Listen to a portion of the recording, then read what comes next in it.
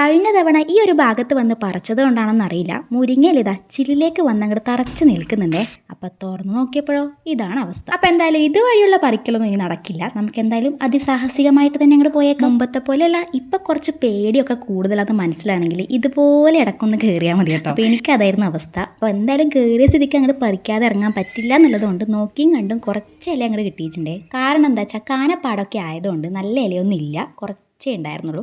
അപ്പം അതും പറിച്ച് അങ്ങോട്ട് താഴേക്ക് ഇറങ്ങി. സംഭവം വളരെ കുറച്ചേ കയ്യിലുള്ളൂ. അപ്പോൾ അത് വെച്ച് നമുക്ക് എന്താ ഉണ്ടാക്കാൻ പോകുന്നത് വെച്ചാൽ മുട്ടയും അതുപോലെ മുരിങ്ങയിലയും വെച്ചിട്ടുള്ള നല്ല അടിപൊളി റെസിപ്പി ആയാലും. മുരിങ്ങയുടെ ഇല മാത്രമായിട്ട് അങ്ങോട്ട് പൊട്ടിച്ചെടുത്തിട്ട് ഇതാ കഴുകി വൃത്തിയാക്കിയതിന് ശേഷം ഇതാ മുറിച്ചെടുക്കുന്നുണ്ട്. പിന്നെ ഇതിലേക്ക് വേണ്ടി നമുക്ക് 2 മുട്ടയാണ് വേണ്ടത്. അപ്പോൾ മുട്ട പൊട്ടിച്ച് അങ്ങോട്ട് ഒഴിക്കുന്നുണ്ട്. പിന്നെ കുറച്ച് ഉപ്പ് കൂടെ ചേർത്തിട്ട് നന്നായിട്ടത് മിക്സ് ചെയ്തെടുക്കുക. ഇനി ഒരു പാത്രത്തിൽ കുറച്ച് വെളിച്ചെണ്ണ ചൂടാക്കി കടുക് പൊട്ടിച്ച് വറ്റൽമുളകും കുറച്ച് ഉള്ളിയും കൂടെ ചേർത്തിട്ടൊന്ന് ചെറുതായി വഴണ്ട് വരുമ്പം ഇനി അതിലേക്ക് നമ്മൾ മുറിച്ച് വെച്ചിട്ടുള്ള നമ്മുടെ ഇലകൾ കംപ്ലീറ്റ് ചേർത്ത് കൊടുക്കുക. ഇനി പാകത്തിന് ഉപ്പ് കൂടെ ചേർത്തിട്ട് നന്നായിട്ടൊന്ന് മിക്സ് ചെയ്തിട്ട് കുറച്ച് നേരം അടച്ച് വെച്ചൊന്ന് വേവിച്ചെടുക്കുന്നുണ്ട്. പെട്ടെന്ന് തന്നെ സംഭവം അങ്ങോട്ട് വെന്ത് വന്നിട്ടുണ്ട്.